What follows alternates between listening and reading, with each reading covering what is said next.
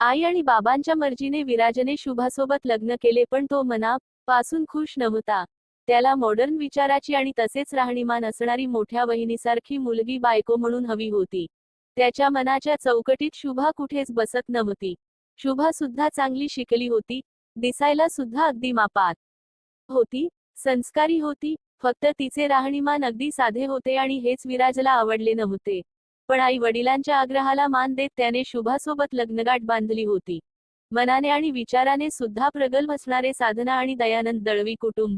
विहान आणि विराज ही 2 मुले, सगळे सुशिक्षित आणि उच्च पदावर सरकारी नोकरी असणारे. विहानची बायको अनघा, एकुलती एक आणि लाडात वाढलेली आणि स्वतःच्या रूपाची आणि पैशाची घमेंड असणारी. विहान सोबत लव्ह मॅरेज होऊन दळवी कुटुंबाची मोठी सून झाली, पण त्या घराची सदस्य मात्र नाही होऊ शकली.